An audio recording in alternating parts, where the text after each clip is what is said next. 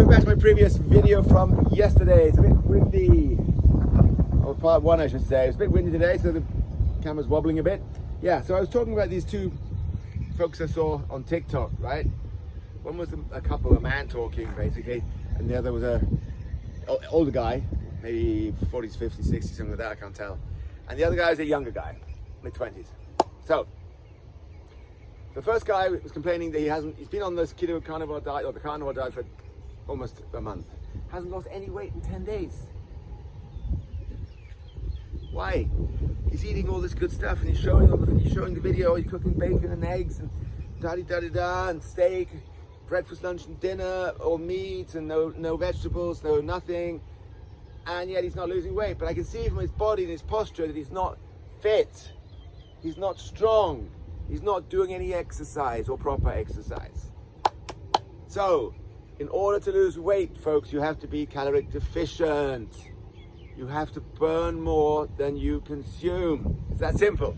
Doesn't matter what diet you're on. If you're eating more than you're burning, you're never going to lose weight. You're eating healthier food, so it'll eliminate illnesses if you come off the toxic, processed seed oils, carbohydrates, processed foods, bread, sugar, pizza, pasta, noodles, rice, all that crap. Then yeah, you're doing yourself a lot of favors. But if you're eating too much, it ain't gonna help. You know? So the key to weight loss is simply being caloric deficient and eating real natural food. Real natural food is basically nothing other than all meats, any color, red, white, green, whatever, fish, seafood, eggs, and animal products, animal fat. So anything dairy, cheese, raw milk is great, it's high fat. Heavy whipping cream I use is 36% fat, zero carb basically. I use that for my coffee. I make chicken and beef stroganoff with it, with onions, garlic, and chili, because they're high in antioxidants, which clean the bloodstream from free radicals, which cause cancer. So it's very important to include antioxidant-rich foods in your diet. And the main ones that I consume every day is coffee, very high in antioxidants. Red chilies, super high in antioxidants and vitamin C and others. Garlic and onion, also super high in antioxidants and other minerals and nutrients. And I have a little bit of red wine. Red wine is also high in antioxidants. Very good. And eggs also contain antioxidants. So it's very important to consume food that heal your body from within and get rid of the free radicals, because you get free radicals into your bloodstream, into your system, from all the processed junk shit that people eat because they've been chemically altered. And chemically altered stuff, as we know, causes cancer, as does sunscreen, by the way. Because I'm standing in the sun right now, it's 4 in the afternoon, it's baking hot, no sunscreen. I don't need it, because I don't spend too much time in the sun. In the morning I go walking topless to get a nice tan on my body, or I don't do it for the looks, I just do it to get the vitamin D sun exposure, to tank up my vitamin D, because vitamin D is a vital health hormone. Without vitamin D, we die. You get vitamin D through food, but you cannot get enough, not anywhere near enough. So if you don't get any sun exposure, you have to take supplements, and I don't want to take supplements, they're expensive, and they're also been processed, and they wouldn't like supplement companies, so I stay away from them. I don't support them at all. So, folks, if you want to go keto or carnivore, don't go carnivore. Don't. Because that's just wrong. Carnivore is great, but it's not enough. Keto, simple. They've changed the narrative from keto, which was the favorite baby in the new diet world, to carnivore now. Changed. So everyone's now posting that they're carnivore this, carnivore that. They've got no bloody idea what they're talking about, because they just don't know. The keto diet, because the carnivore diet, that contains basically protein and fat, and that's it. And it has obviously vitamins and minerals in the meats. Yes, lacking vitamin C dramatically in everything except for liver. If you eat liver, I hate liver, I don't eat it. So you're lacking that, and you're lacking other nutrients too. So the keto diet is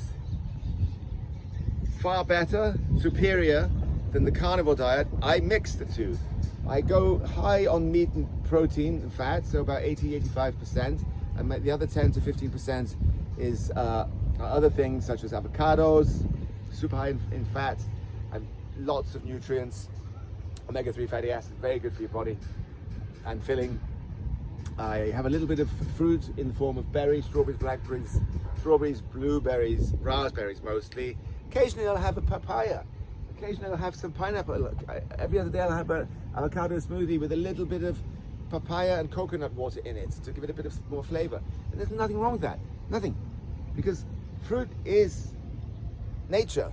Fruit does contain carbohydrates and fructose, which is sugar, but it's a very small amount compared to the grain-based foods, which is pasta, rice, pizza, burger buns, and so on and so forth, right? So you can eat those things, and you should, because they just make you healthier, give you more nutrients. You should also include some vegetables, so the cruciferous kind.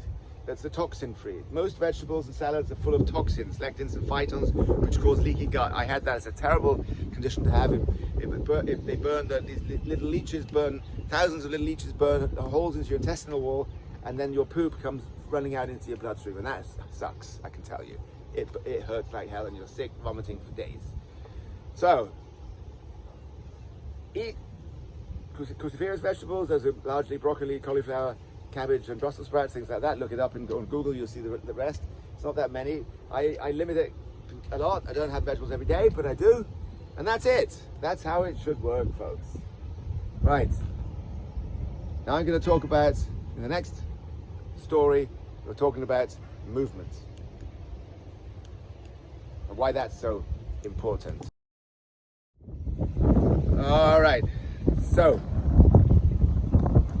here I am again.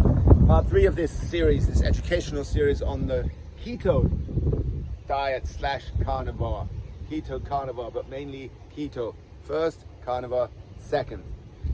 And then what goes with it. So I already said previously, in order for that diet to work and for you to be healthy, fit and strong, you need to be caloric deficient. Okay, that's it. So you need to consume less than you're burning. So you got to burn more calories than you're consuming, the other way around. So if I'm eating too much food, it's calories, whether it's protein and fat, carnivore diet, doesn't matter. I'm eating 3 times a day, it's too much. And I'm not moving, then I got a problem. Because you're not burning calories, you're not exercising. Exercise is vital for several reasons. Exercise is vital for your mental health.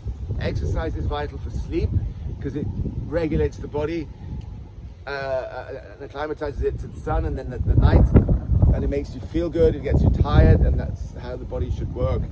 Exercise is fantastic for your heart, your cardiovascular system, your lungs. It improves your lung capacity, it improves your heart health, cardio in particular. Cardio exercise, fast-paced walking, swimming is best, it's fantastic. And this joker who's been on the carnivore diet for 10 days says, oh, he doesn't need to go and work out because I'm just losing weight eating 10 eggs and a stick of butter. I tell you, it gets me, it doesn't get me crazy, it just gets me frustrated. You've got to exercise. You can't just eat breakfast, lunch and dinner as pig and not exercise, all right? Exercise is vital for all bodily functions. You build a strong cardiovascular system which keeps you alive longer. You build a strong heart which pumps stronger and better. It lowers your heart rate when you're resting heart rate. It lowers your blood pressure. Okay? Exercise in the form of walking also strengthens your legs, your butt, your joints, your ankles, your knees, and even your lower back, because the impact of walking is good.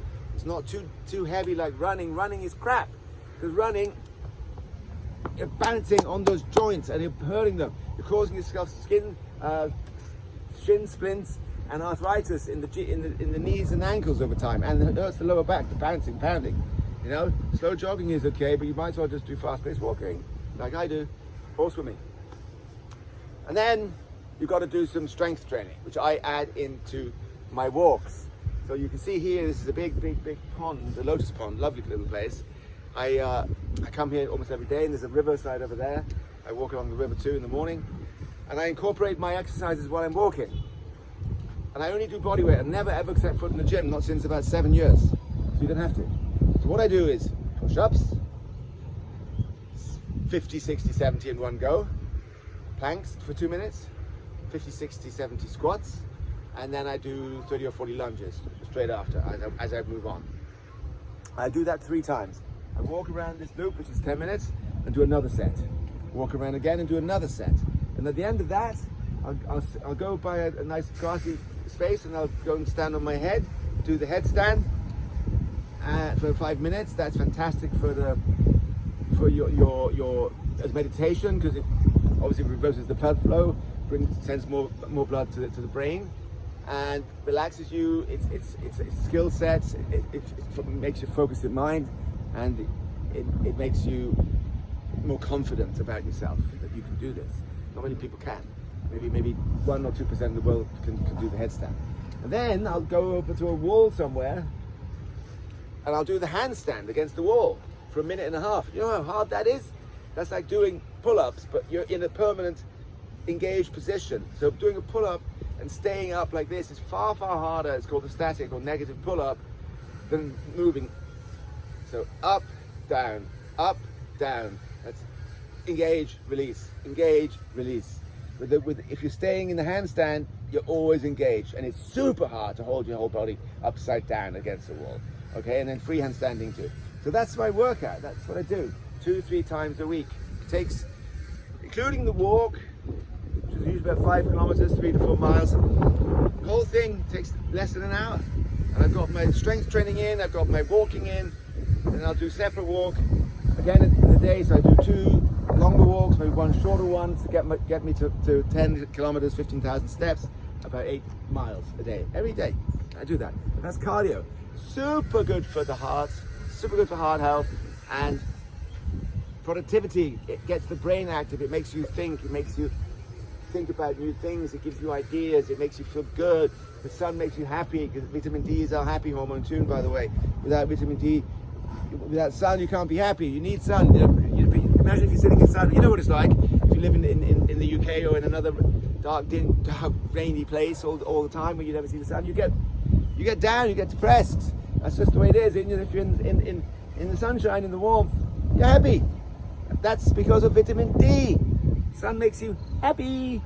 Okay, and then on top of that, last thing, once a week I'll go sprint training. So I'll either sprint up the steps somewhere, or a hill in the mountains here, or I will swim sprint. I like to swim sprints because I can go to any swimming pool around me, and that works fantastically because you're also dealing with the breathing aspect of things, how to time it, and it expands your lungs, it pushes your lung capacity. Just sprint, and you sprint as hard as you can for 20 to 30 seconds, full length. You rest 2 minutes, let your heart rate come back down, and then go again. I do that 6 to 10 times, and then a fantastic sprinting session done in 15 minutes. Voila, that's it. That's how you have to do the keto carnivore diet lifestyle with proper methods of training. You can't just rely on the food and the diet, because it doesn't work that way. And by the way, it's not a diet, it's what people eat. The definition of a diet is what someone commonly eats. So everybody's on a diet, everybody. Even the person who eats the biggest load of shit, that's a diet. Same thing. It's what the person commonly eats, that's called a diet. So this is just a lifestyle. This is what I call the keto carnivore lifestyle. You live life by following natural principles, which means you eat real food, organic, natural food, no processed junk, no sugars, no grains, no nothing like that. And you get outside into nature, spend time in the outdoors, you train outdoors, you get sunshine, and you do natural movements with your body. You use the body as your gym, because your body is your friend, and the body wants to be moved. Your body wants to be moved and challenged. If not, you're going to grow old and decrepit and fragile, you know? I'm in my mid-50s. Do I look it? I don't think so. You know, come on. Solid as a rock. I'm not big like the Rock, but I'm also lean and mean. You know, and that's what I want to be, lean and mean. We're not supposed to be bodybuilders. We're not. We're not supposed to be big and bulky like the Rock. It's totally unhealthy. He takes steroids like crazy. He can say whatever he wants in his videos. He's lying. The Rock takes steroids to build those muscles. And one day he's going to have a heart attack like so many other bodybuilders who have died over the last years. Note, Joe Lindner from Germany died in Pattaya, Thailand, 1 year ago or so from a massive stroke due to overtraining and steroids. And multiple other bodybuilders have died also. And also other extreme sporting professionals such as marathon runners, etc. Google how many sporting professionals have died in the last 10 years. Woo, you're going to get a long list, you'll see. Anyway, that's all from me, from robshealthcrunch.com. Live well, live healthy, live life by following natural principles, and you will live a long, sharp, strong life. All right then. Love ya. Talk to you later. Bye-bye. All the best from me at robshealthcrunch.com.